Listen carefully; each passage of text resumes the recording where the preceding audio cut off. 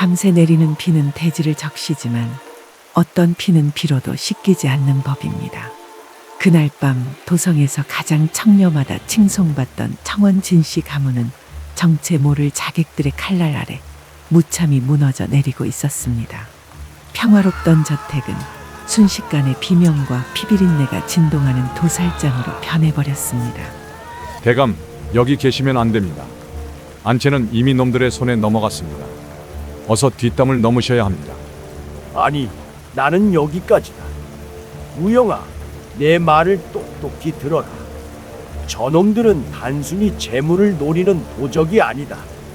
거대한 어둠이 우리 가문을 집어삼키려 하고 있구나. 진대감은 이미 자신의 운명을 알고 있었습니다. 그는 떨리는 손으로 비밀 창고를 열어 가문의 재물과 전대 꾸러미를 꺼냈습니다. 그리고 그것을 무영의 가슴팍에 거칠게 밀어넣었습니다.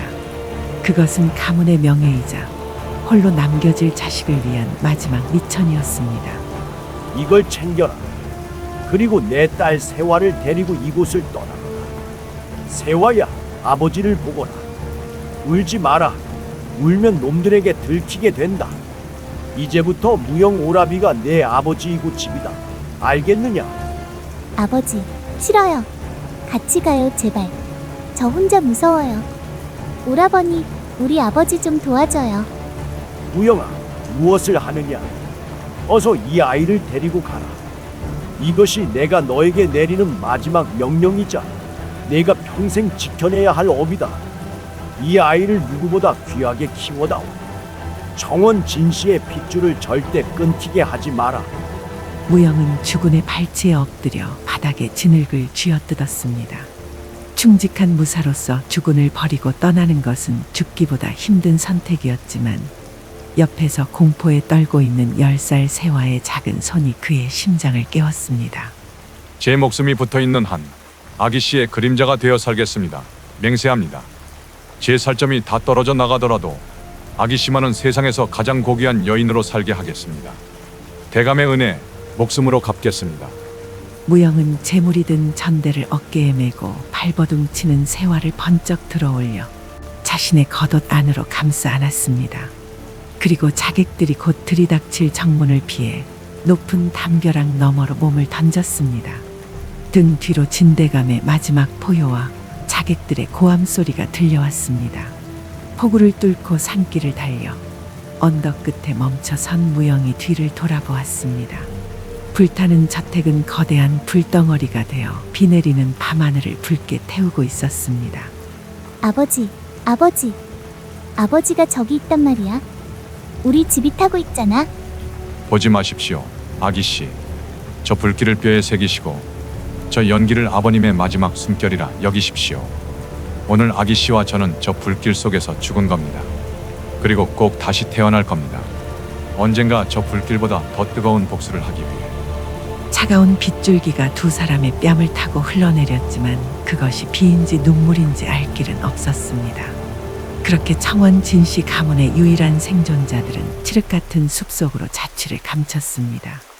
청원 진씨 가문의 불길이 꺼지기도 전 도성 가장 구석진 곳에 위치한 기방 만양각의 뒷문이 열렸습니다. 비와 땀에 흠뻑 젖은 사내와 그 품에 안겨 눈이 감겨있는 10살 배기 아이. 그것이 무영과 세화의 새로운 시작이었습니다.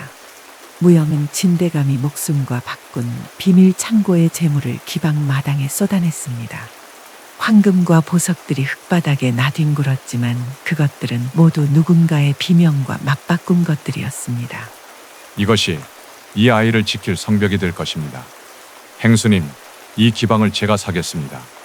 자네 미쳤나? 이 엄청난 재물을 어디서? 그리고 이 아이는 또 누구고? 묻지 마십시오. 오늘부터 이 만양각의 주인은 저입니다. 하지만 겉으로는 행수님이 계속 이끄셔야 합니다.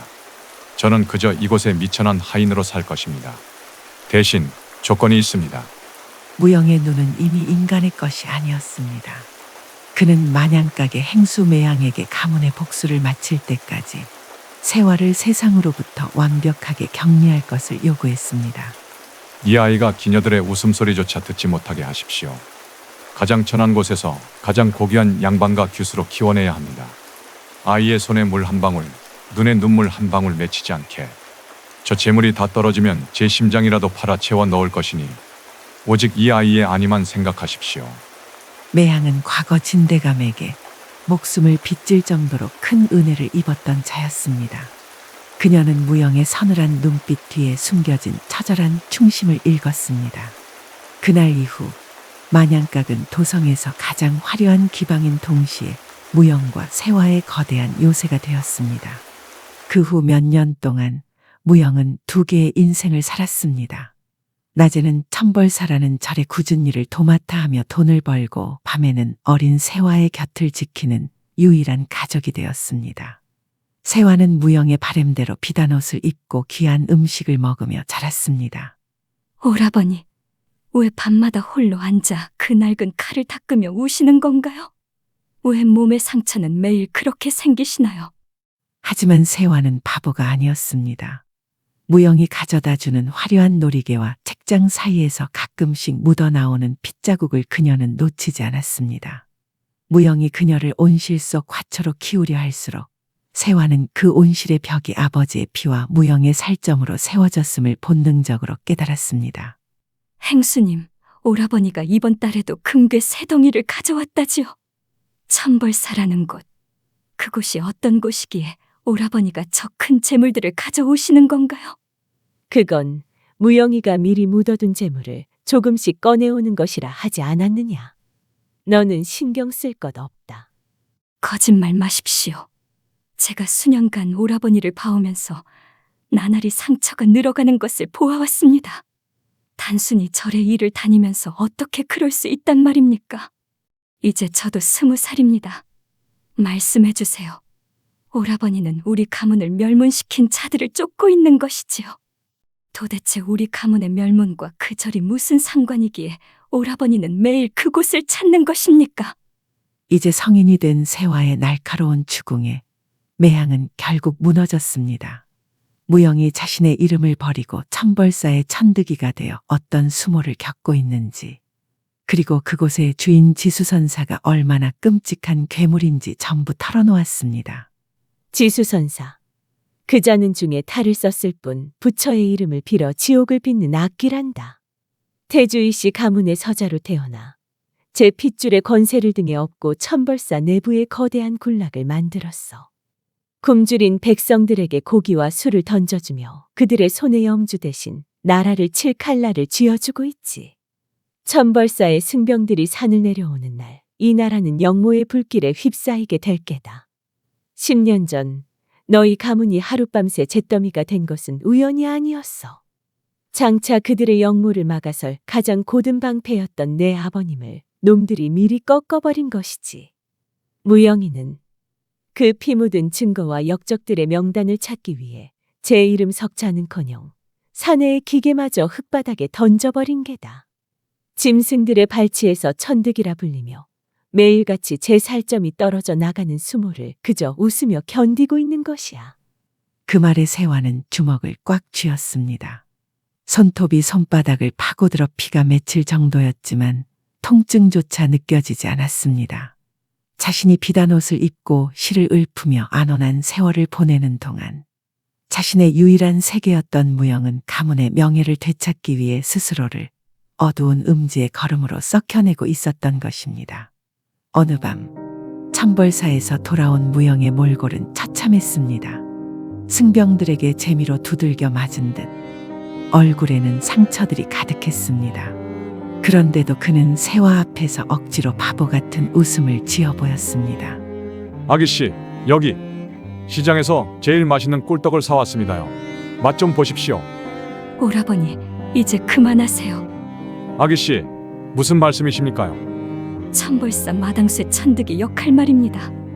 오라버니가 아무리 밤마다 적들을 베어 넘겨도 그 사찰 안쪽 정각에는 발도 못 붙인다면서요.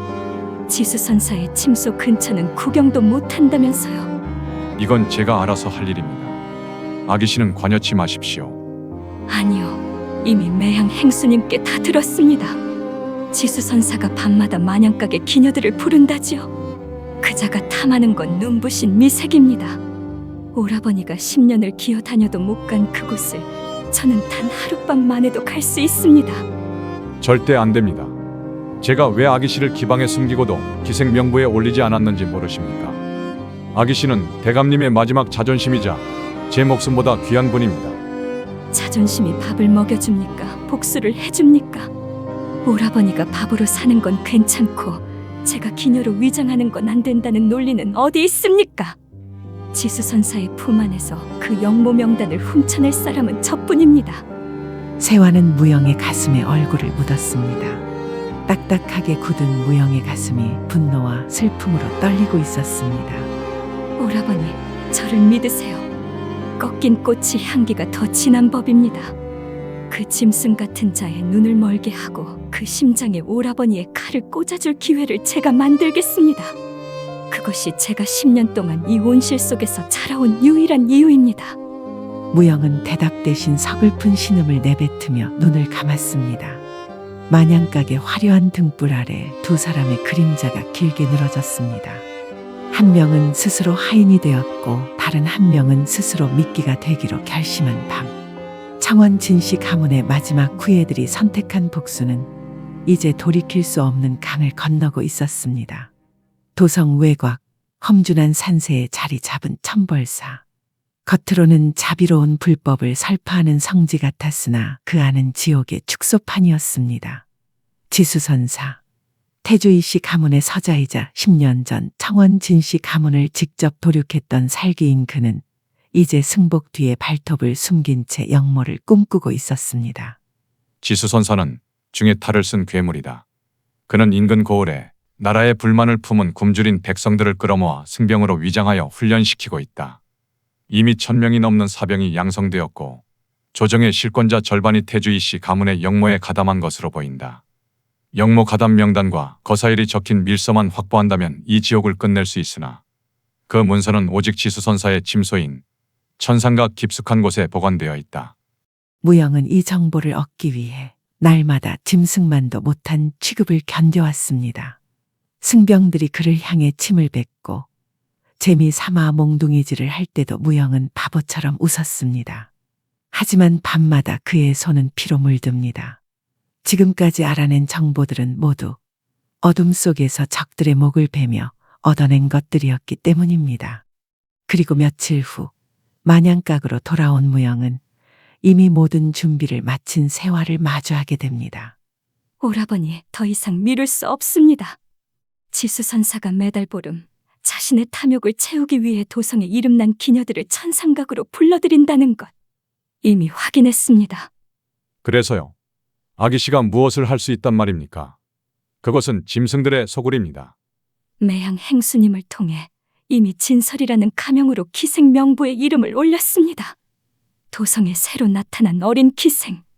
지수선사 같은 탐욕스러운 자라면 결코 놓치지 않을 미끼가 될 것입니다. 제가 그자의 술잔을 채우며 침소에 숨겨진 밀실의 위치를 파악하겠습니다. 안 됩니다. 절대 안 됩니다. 내 눈에 흙이 들어가기 전에는 아기 씨를 그 악귀 같은 놈의 품에 보낼 수 없습니다. 제가 오늘 밤이라도 그자의 목을 따오겠습니다. 오라버니의 칼로는 지수선사 한 명을 죽일 뿐이지만 제 미색으로는 태주이씨 가문 전체를 멸할 수 있습니다. 명부가 없으면 돌아가신 아버님의 명예는 어찌 되찾고 영모에 가담한 저 수많은 악인들을 어찌 처단하겠습니까? 그 대가가 아기 씨의 고결함이라면 저는 그런 복수 원하지 않습니다. 대감께서도 원치 않으실 겁니다. 오라버니, 보십시오. 저를 위해 스스로 망가뜨린 오라버니의 이 모습을요.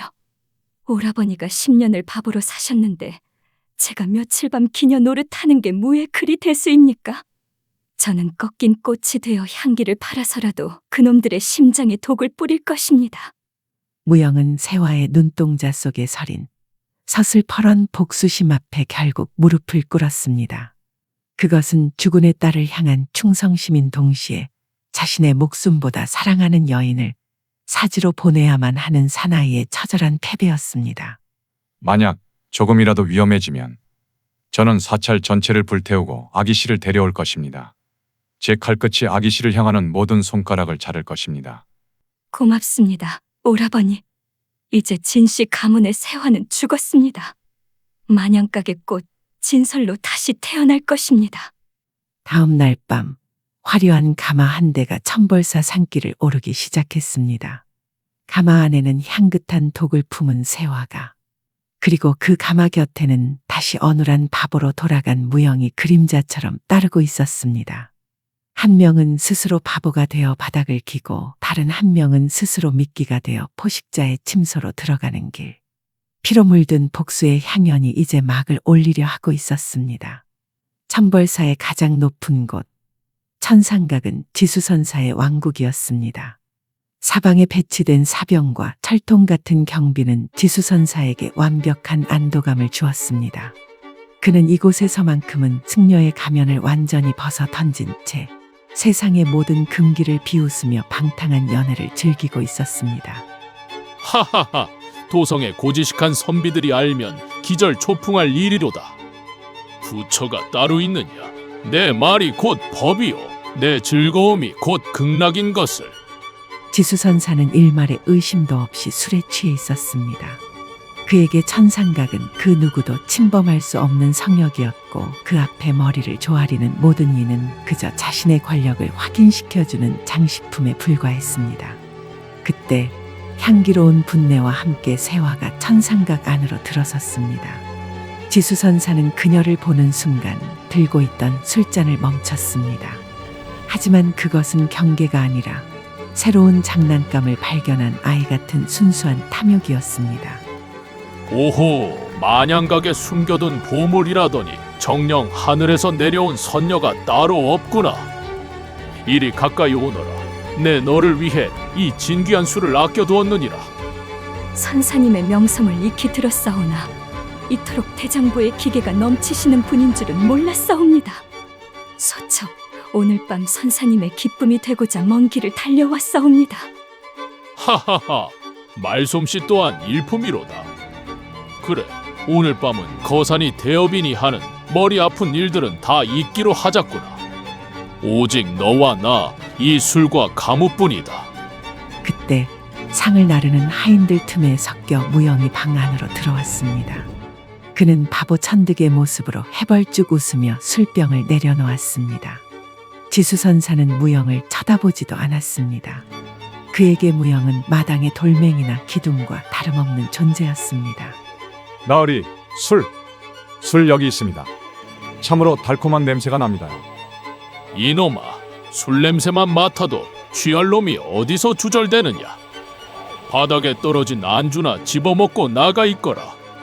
무영은 지수선사의 무관심 속에서 조용히 고개를 숙였습니다. 무영의 눈은 바보처럼 웃고 있었지만 시선은 지수선사의 머리맡에 놓인 벽장과 방 안의 구조를 치밀하게 훑고 있었습니다. 세화는 지수선사의 잔에 술을 가득 채우며 은밀한 미소를 지었습니다. 지수선사는 자신의 왕국에서 마음을 완전히 놓은 채 세화가 권하는 독한 술을 연거푸 들이켰습니다. 선사님처럼 대단하신 분을 모시게 되어서 참으로 영광이옵니다. 한 잔 더 드시겠사옵니까? 아, 내가 주는 술인데 독이라 해도 마셔야지. 하하하하. 지수선사는 세화의 품에 기대어 취기에 젖어들었습니다. 그는 꿈에도 몰랐습니다.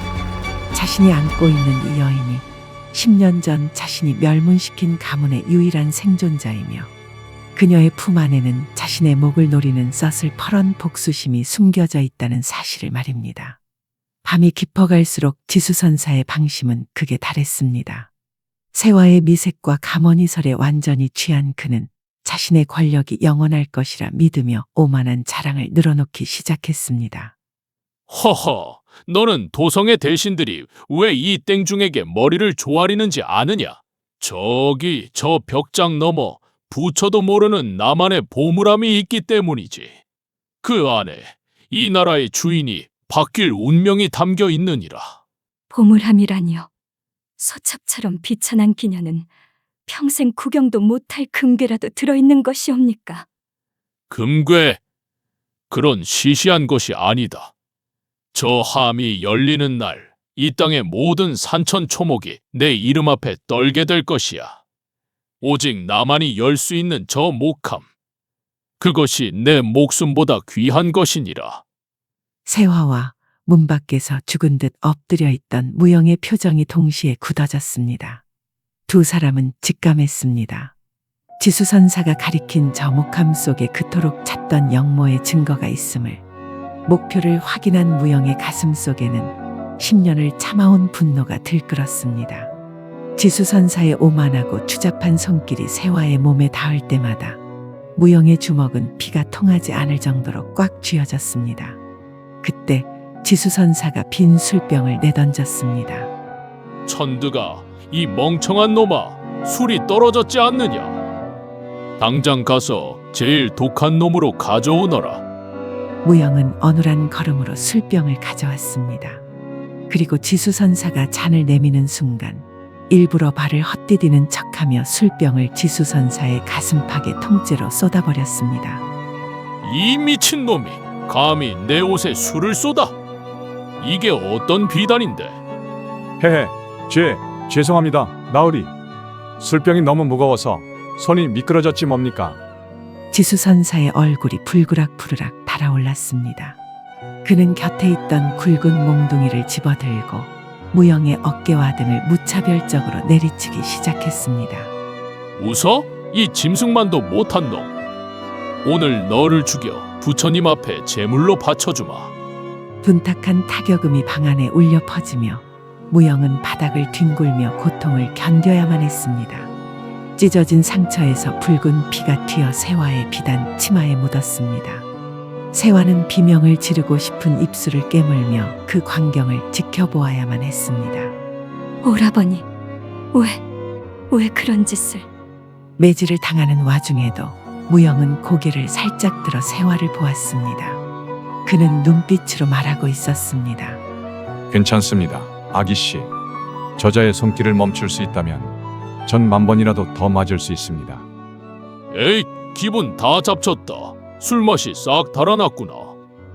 여봐라, 이 바보놈을 광에 쳐놓고 저 기녀도 당장 내보내라. 세화는 승병들에게 끌려나가는 무영의 뒷모습에서 눈을 떼지 못했습니다.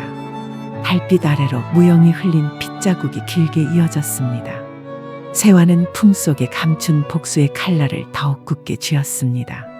오라버니는 이런 식으로 10년을 살아오셨단 말이냐? 지수선사, 내 반드시 내 놈의 목을 베어 우리 가문과 오라버니의 복수를 할 것이다. 처절한 정막이 감도는 천벌사의 밤. 두 사람의 복수는 이제 돌이킬 수 없는 절정으로 치닫고 있었습니다. 천벌사의 밤은 평소보다 일찍 찾아왔습니다.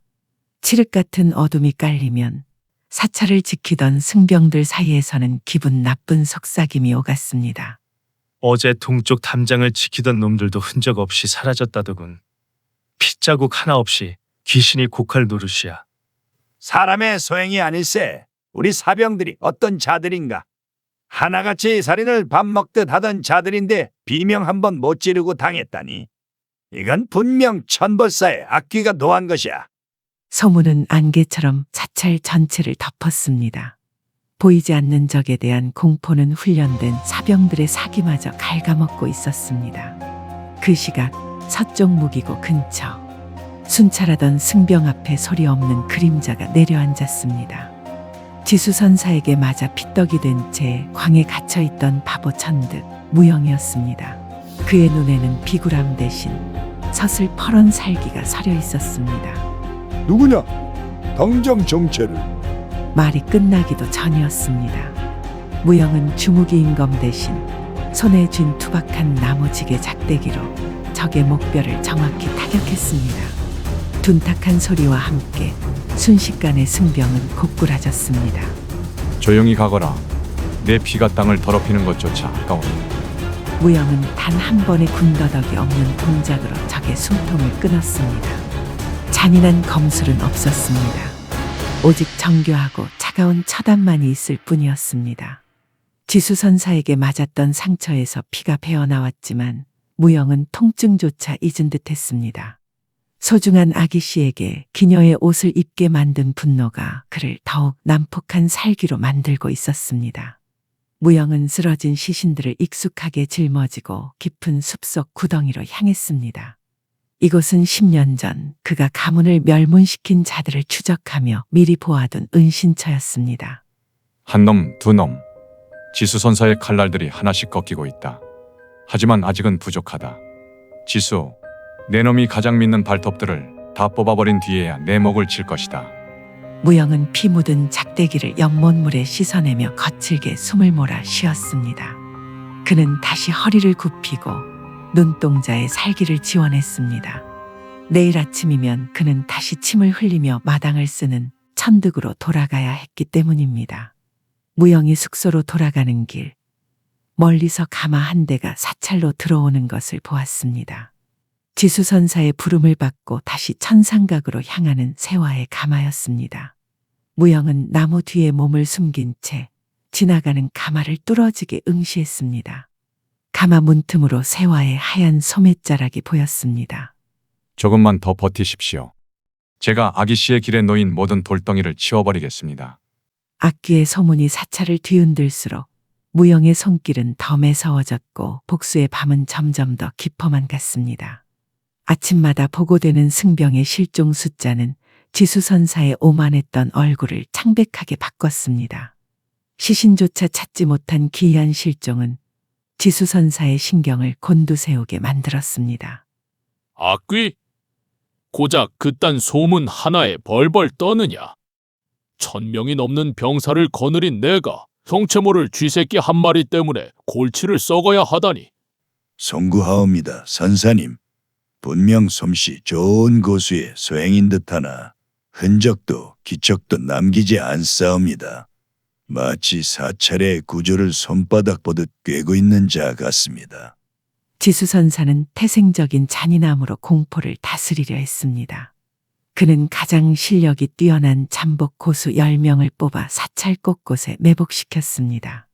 하지만 악귀는 비웃기라도 하듯 고수들이 지키는 곳을 교묘히 피해 평범한 사병들의 목만 조용히 꺾어 놓았습니다. 내부에 첩자가 있는 게 분명하다. 그렇지 않고서야 어찌 매복 위치를 다 안단 말이냐. 오늘부터 보초를 서다 조는 놈, 헛소문을 퍼뜨리는 놈은 그 자리에서 목을 쳐라.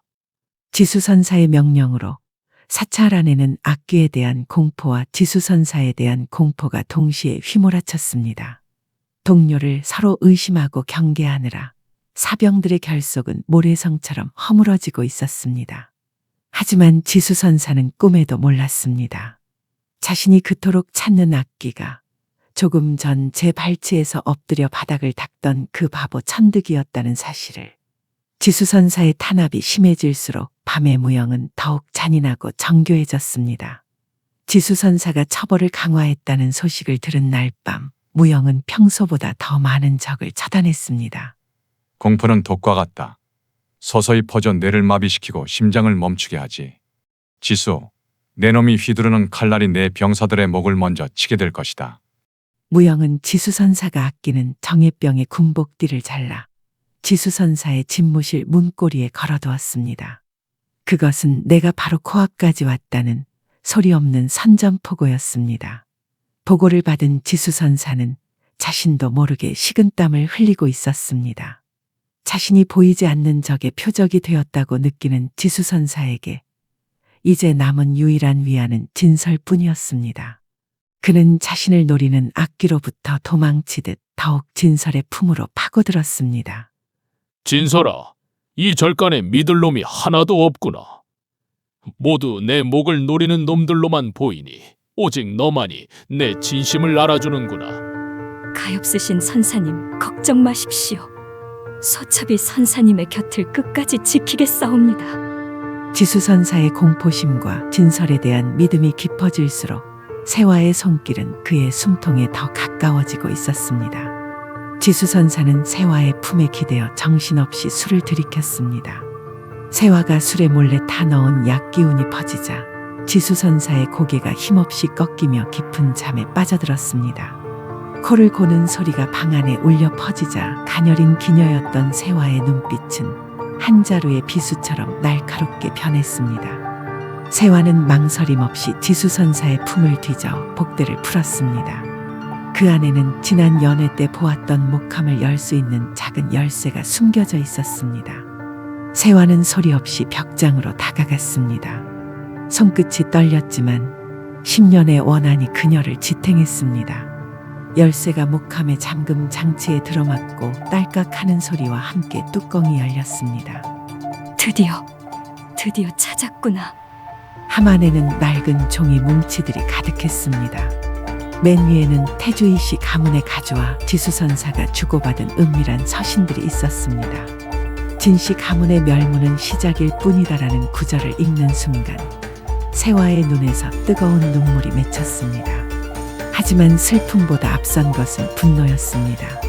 그 아래에는 조정 대신 절반의 이름이 적힌 영모 명부, 그리고 가장 밑바닥에는 붉은 인장이 찍힌 단 한 장의 밀지가 놓여 있었습니다.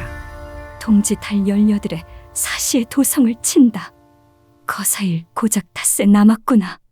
세화는 모든 서류를 품속 깊이 숨겼습니다. 그리고 지수선사가 깨지 않도록 다시 잠자리를 정돈한 뒤 살금살금 방을 빠져나왔습니다. 어두운 복도 끝 기둥 뒤에서 기다리고 있던 무영이 세화의 앞을 막아섰습니다. 드디어 찾으셨습니까? 명단, 서신, 그리고 거사일까지 전부 여기에 있습니다. 이제 끝낼 수 있습니다. 오라버니. 지수선사의 침소를 빠져나온 세화와 그녀를 기다리던 무영은 사찰 뒤편 인적 없는 숲속에서 마주섰습니다. 세화가 품 안에서 꺼내 보인 영모의 명단과 거사일 밀지는 달빛 아래 서늘한 기운을 내뿜고 있었습니다. 동지달 18에 고작 닷새 남았군요. 정말 고생 많으셨습니다. 이제 제 차례입니다. 이 명단만 조정에 전해지면 태주이 씨 가문은 끝입니다. 우리 가문의 원통함도 오라버니의 10년 세월도 보상받을 수 있어요. 하지만 무영의 표정은 밝지 않았습니다. 그는 기녀 옷차림을 한 세화의 위태로운 모습을 보며 가슴이 찢어지는 고통을 느꼈습니다. 무영은 세화의 손을 잡으려다 자신의 거칠고 피 묻은 손을 보고는 멈칫하며 뒤로 물러났습니다. 아기씨, 이제 여기서 발을 빼십시오. 이 명단은 제가 목숨을 걸고 조정으로 전달하겠습니다. 그러니 아기씨는 지금 당장 만양각으로 돌아가. 아니, 도성을 떠나 멀리 숨어 계십시오. 갑자기 그게 무슨 말씀이세요? 이제 결전의 날이 코앞인데 저보고 혼자 가라니요. 제가 더 이상 견딜 수 없어 그렇습니다. 저 짐승 같은 자의 곁에서 웃음을 팔고 술잔을 올리고 아기씨가 겪지 않아도 될 지옥을 제가 강요한 것 같아 미칠 것 같습니다. 이후는 제가 살기가 되든 악기가 되든 다 끝낼 테니 제발 평범한 규수로 돌아가십시오. 세화는 무영의 간절한 눈빛을 피하지 않았습니다. 그녀는 자신의 화려한 비단 소매를 내려다보며 쓸쓸하게 미소 지었습니다. 오라버니, 이 옷에 묻은 분냄새와 술냄새가 씻는다고 지워질 것 같나요? 저는 이미 10년 전 그 불길 속에서 규수로서의 삶을 버렸습니다.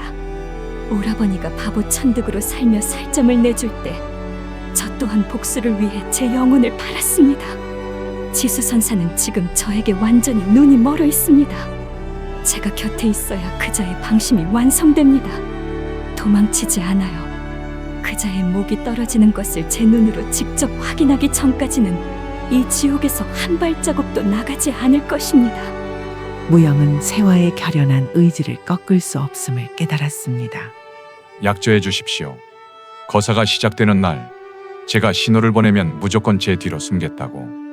아가씨의 머리카락 한 올이라도 상하게 하는 놈이 있다면 저는 이 사찰을 통째로 불태워버릴 것입니다. 약조할게요. 그러니 오라버니도 부디 살아남으세요.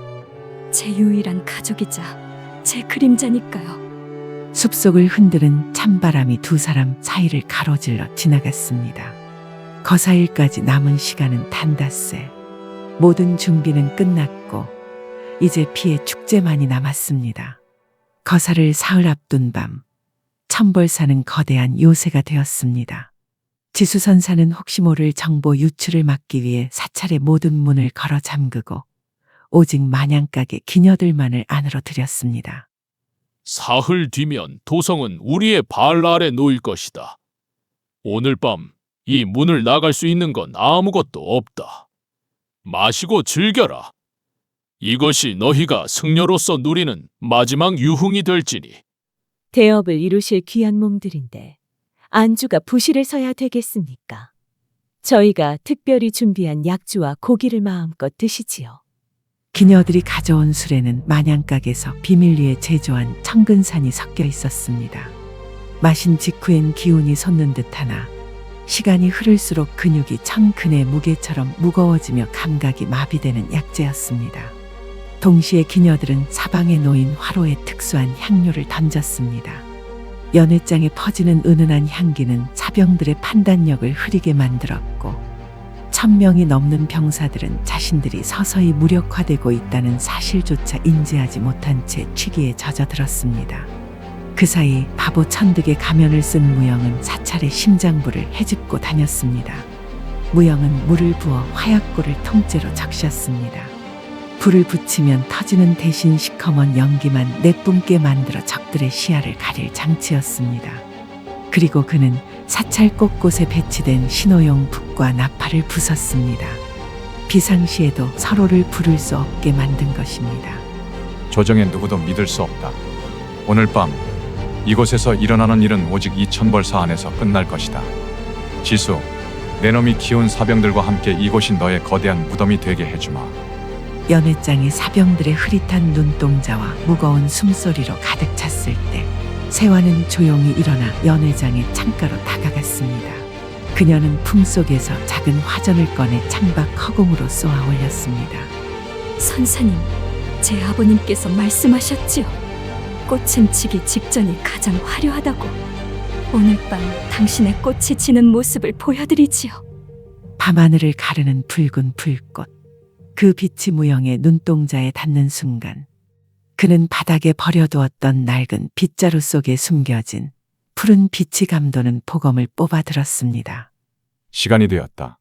비틀거리는 사병들 사이로 검은 그림자가 폭풍처럼 몰아치기 시작했습니다. 살기 무영이 움직이기 시작한 순간이었습니다. 붉은 신호탄이 터짐과 동시에 무영이 미리 손써둔 화약고에서는 폭발 대신 자욱한 검은 연기가 뿜어져 나왔습니다. 약물에 취해 몸이 천근만근이 된 사병들은 시야마저 차단되자 극도의 공포에 빠졌습니다. 내 팔이 왜 이러는 것이냐? 칼이 안 잡히는구나. 이 연기는 또 뭐야? 악귀다. 천벌사의 악귀가 나타났다. 연회가 열리던 천벌사는 아비규환의 장으로 변했습니다. 그 혼란의 중심을 무영이 휘젓고 있었습니다. 그는 정면 대결을 피하며 연기 속에서 오직 적의 급소만을 노리는 효율적인 검술을 펼쳤습니다. 약 기운의 반응이 느려진 사병들은 무영의 검끝이 어디서 오는지조차 보지 못한 채 낙엽처럼 쓰러졌습니다. 무영의 목표는 단 하나, 지수선사가 있는 천상각 꼭대기였습니다. 계단을 가로막는 정의 호위병들을 향해 무영이 몸을 날렸습니다. 이놈 감히 어디를.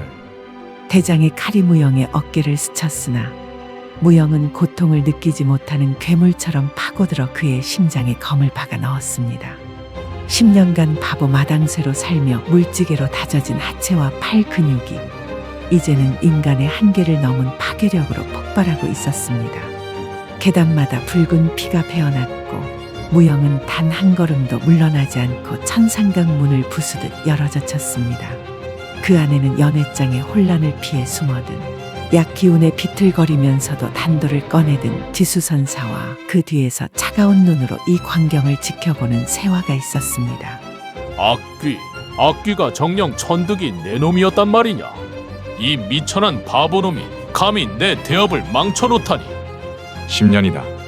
내 놈의 발치에서 침을 흘리며 내 놈의 발길질을 받아내며 기다려온 시간이다. 주군께서 흘리신 피의 무게를 이제 내 놈의 목숨으로 갚아줄 때가 되었다. 진설아, 뭐 하느냐? 어서 저놈을 막아라. 내 곁에 있겠다고 하지 않았느냐? 세화는 지수선사의 외침에 대답 대신 품에서 영모의 명단과 거사일이 적힌 밀지를 꺼내 바닥에 내던졌습니다. 내 이름은 진설이 아니라 진세화다. 내 놈이 짓밟은 청원 진씨 가문의 마지막 생존자이지. 지수, 너는 오늘 밤 부처의 곁이 아니라 내가 죽인 수천 명의 원혼들이 기다리는 지옥으로 가게 될 것이다. 지수선사의 눈동자가 경악으로 뒤덮인 찰나 무영의 검이 번개처럼 허공을 가르며 지수선사에게 날아들었습니다. 대감, 마침내 끝냈습니다. 무영의 나직한 읍조림과 함께 지수선사가 바닥으로 고꾸라졌고 천상각 밖으로는 거대한 불길이 치솟았습니다. 요새는 무너졌고 두 사람의 길고 긴 밤도 비로소 끝을 향해 가고 있었습니다. 천벌사에서 타오른 불길은 단지 산사 하나를 태운 것이 아니었습니다. 무영이 확보하고 세화가 품어온 영모명부가 왕의 침소인 강령전 바닥에 펼쳐진 순간 도성 전체에 불어올 피바람은 그 규모를 가늠하기조차 힘든 지경이었습니다. 좌의정, 병조참판, 그리고 내 친위대의 대장까지 이들의 이름이 어찌하여 이 영모 명단에 적혀 있단 말이냐. 한 놈도 남기지 않을 것이다. 태주 이씨의 가솔들은 물론 이 명단에 이름 한 자라도 올린 자들은 삼족을 멸하고 그 집터를 파내어 연못을 만들 것이다. 그날 밤 도성은 비명으로 가득했습니다. 평소 거드름을 피우던 고관대작들의 집 대문이 부서져 나갔고 포박된 채 끌려가는 역적들의 줄은 끝이 보이지 않았습니다. 지수선사의 뒤를 봐주며 권세를 누리던 태주이씨 가문은 하룻밤 사이에 조선의 역사 속에서 지워졌습니다. 왕은 친히 의금부에 명하여 지수선사의 목을 성문에 걸게 했고 그가 가뒀던 억울한 백성들을 박면했습니다. 청원 진씨 가문의 충절은 세월에 가려졌으나 사라지지 않았도다. 진도영의 여식 세화는 적진에 뛰어들어 나라를 구했으니 이는 가문의 영광일 뿐만 아니라 이 나라의 귀감이라. 청원 진씨 가문의 가주였던 진도영에게 영의정 관직을 하사하고 여식 세화는 정일품 옹주에 준하는 예우로 복권하며 가문의 모든 재산을 환수하라. 도성 한복판 잡초만 무성하던 진씨 가문의 옛 저택이 다시 문을 열었습니다. 화려한 단청이 새로 칠해지고 깔끔한 옷을 입은 하인들이 분주히 움직였습니다. 세화는 이제 마냥각의 진설이 아니었습니다. 머리에는 화려한 비녀를 꽂고 몸에는 고귀한 비단옷을 걸친 진씨 가문의 당당한 안주인 진세화로 돌아왔습니다. 도성의 모든 양반가가 그녀에게 줄을 대기 위해 선물을 들고 찾아왔고 그녀는 한순간에 조선에서 가장 귀하고 고결한 여인이 되었습니다. 진씨 가문의 복권 연회가 열리던 밤, 저택은 등불로 대낮처럼 밝았습니다. 하지만 무영은 그 빛 속으로 한 발자국도 들어가지 못했습니다. 그는 담장 밖 어두운 나무 그늘 아래 서서 웃음꽃이 피어나는 안채를 바라보았습니다. 보십시오, 대감. 아기씨가 저리 환하게 웃고 계십니다. 이제야 제자리를 찾으신 것 같습니다. 아기씨의 손에는 더 이상 술잔이 아닌 붓이 들려 있고 아기씨의 발치는 더 이상 피가 아닌 꽃잎이 덮고 있습니다. 그러다 무영은 자신의 손을 내려다보았습니다. 10년간 빗자루와 낫을 쥐어 굳은 살이 박힌 손, 수많은 승병의 목을 꺾으며 피가 배어든 손등, 그리고 수많은 매질의 상처투성이가 된 얼굴. 그는 거울을 보지 않아도 알 수 있었습니다. 고귀하게 복권된 진세화의 곁에 흉측한 상처투성이의 바보 하인이 서 있는 것이 얼마나 어울리지 않는 일인지를. 세상 사람들은 잔인하다. 아가씨가 기방에서 버틴 세월을 가문을 위한 절개라 칭송하면서도 뒤돌아서면 그 시절을 함께한 나를 보며 아가씨의 수치를 떠올리겠지. 내가 곁에 있는 한 아가씨는 영원히 진설이라는 이름으로부터 자유롭지 못하리라. 무영은 품속에서 10년 전 진 대감이 건넸던 피 묻은 호위무사의 수건을 꺼냈습니다. 그것은 무영이 살아온 유일한 이유이자 그의 영혼과도 같은 물건이었습니다. 대감님, 기억하십니까? 아기씨를 귀하게 살게 해달라던 그 마지막 당부를요. 이제야 그 약속을 지켰습니다. 아기씨는 다시 고귀해지셨고 원수들은 멸망했습니다. 이제 제 소임은 끝났습니다. 무영은 결심했습니다. 세화의 인생에서 자신의 존재를 통째로 도려내기로. 자신이 사라지는 것이야말로 세화의 과거를 완벽하게 지워내고 그녀를 진정한 양반가의 여인으로 남겨두는 마지막 방법임을. 연애가 한창일 무렵 무영은 아무도 모르게 행장을 챙겼습니다. 챙길 것이라고는 낡은 칼 한 자루와 해진 옷 몇 벌이 전부였습니다. 그는 떠나기 전 세화의 처소 문 앞에 멈춰 섰습니다. 방 안에서는 세화가 사람들의 축하를 받으며 웃고 있는 소리가 들려왔습니다. 무영은 문을 열지 않았습니다. 대신 그는 품속에서 정성스럽게 준비한 비단 꽃인 한 켤레를 꺼내 문턱에 놓았습니다. 10년 동안 자식처럼 보살펴온 세화를 향한 마지막 선물이었습니다. 부디 이제는 상처 없이 고운 길만 걸으십시오. 아기씨, 무영은 그대로 몸을 돌려 저택의 뒷담을 넘었습니다. 이름도 명예도 보상도 필요 없었습니다. 오직 아기씨의 안녕만을 위해 그는 어둠 속으로 뛰어들었습니다. 다음 날 아침 손님들이 떠나고 난 적막한 저택. 세화는 가장 먼저 무영을 찾았습니다. 오라버니, 무영 오라버니. 이제 같이 아침 먹어야죠. 조정에서 오늘 오라버니에게도 큰 상을 내리신다는데 서둘러야죠. 하지만 저택 어디에도 무영은 없었습니다. 집안의 하인들을 붙잡고 물어봐도 그를 보았다는 이는 없었습니다. 세화는 불안한 마음에 자신의 처소로 돌아왔습니다. 그리고 문 앞에 놓인 꽃신과 그 옆에 떨어진 낡은 수건 한 조각을 발견했습니다. 아니지, 아닐 거야. 오라버니가 나를 두고 설마. 무영 오라버니. 세화는 미친 듯이 대문을 뛰쳐나갔습니다.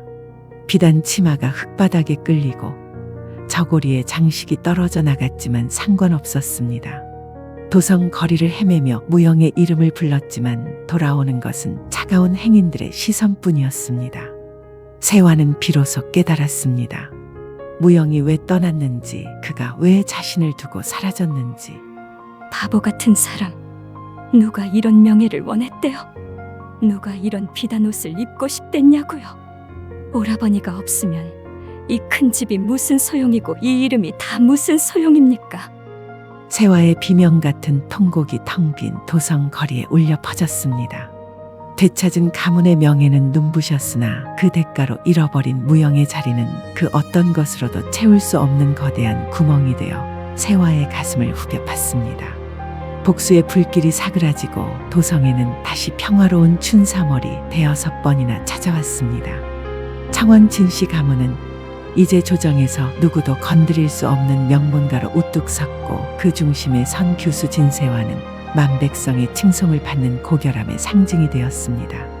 하지만 화려한 저택 가장 깊숙한 곳에 자리한 세화의 처소는 마치 시간이 멈춘 듯 했습니다.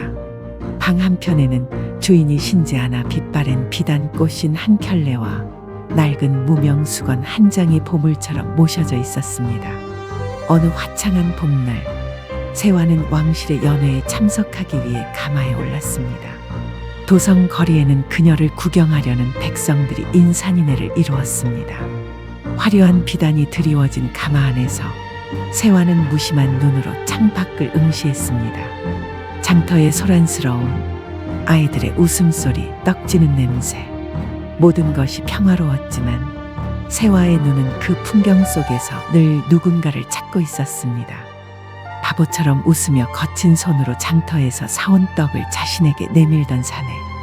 오라버니, 세상은 이토록 평온한데 당신은 대체 어디서 어떤 하늘을 보며 살고 계십니까? 당신이 만들어주신 이 명예가 이토록 부질없게 느껴지는 것은 당신이 제 곁에 없기 때문일 것입니다. 세화가 무영의 생각에 잠겨있던 그 순간 소란스러운 인파 사이로 세화의 시선이 한 곳에 멈췄습니다. 저 멀리 해진 삼배옷을 입고 거대한 짐을 짊어진 채 걸어가는 한 중년 사내의 뒷모습이 보였습니다. 멈춰라. 가마를 멈추어라. 하인들이 당황하며 가마를 멈췄습니다. 세화는 채통도 잊은 채 가마 문을 박차고 나갔습니다. 인파를 헤치며 그녀가 다가간 곳, 그곳엔 짐을 내려놓고 땀을 닦으며 주막집 평상에 앉아있는 사내가 있었습니다. 무영 오라버니? 사내의 손이 눈에 띄게 떨렸습니다. 10년을 넘게 품어온 목소리, 주막의 시끄러운 소음이 단숨에 소거되고 사내의 눈동자가 흔들렸습니다. 하지만 그 찰나의 동요는 이내 서늘한 평정심으로 덮였습니다. 아이고, 마님, 깜짝 놀랐습니다요. 소인 같은 짐꾼을 어떻게 아신다고 사람을 잘못 보신 것 같습니다요. 거짓말 마세요. 이 손등에 밴 흉터, 지수선사에게 맞아 생긴 상처를 내가 다 기억해요. 어떻게 나를 모른 척해요? 내가 오라버니를 얼마나 찾았는데. 소인은 이름도 없는 떠돌이 돌쇠입니다. 흉터야, 집 나르다 보면 사방천지에 생기는 것인데 소인은 마님 같은 높은 분은 평생 뵌 적도 없습니다요. 바보 천득이 흉내 좀 이제 그만 내십시오.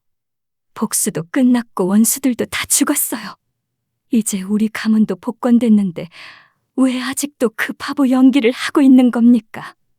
제발, 제발 나 좀 봐요, 오라버니. 세화는 무영의 가슴팍을 주먹으로 치며 매달렸습니다. 하지만 무영은 끝까지 눈을 맞추지 않았습니다. 그의 눈은 이미 감정을 지운 채 먼 산만 바라보고 있었습니다. 마님, 이 귀한 비단 옷에 소인의 때가 묻습니다요. 소인은 갈 길이 바쁘니 이만 놓아주십시오. 자꾸 이러시면 먹고 살기 바쁜 제가 일에 늦습니다요. 오라버니, 정말 이대로 갈 거예요. 나를 정말 혼자 둘 작정이세요. 사람 잘못 보셨습니다요. 소인은 무영인지 유영인지 하는 사람은 모른다니까요. 어쨌든 만수무강 하십시오, 마님. 사내는 쫓기듯 장터의 인파 속으로 몸을 던졌습니다. 세화는 그를 따라가려 했으나 뒤쫓아온 하인들에게 붙잡혔습니다. 멀어져 가는 사내의 뒷모습을 보며 세화는 길바닥에 주저앉아 아이처럼 울음을 터뜨렸습니다. 가마는 다시 움직이기 시작했습니다. 세화는 가마 구석에서 무영이 남기고 갔던 낡은 수건을 바라보며 하염없이 눈물을 흘렸습니다.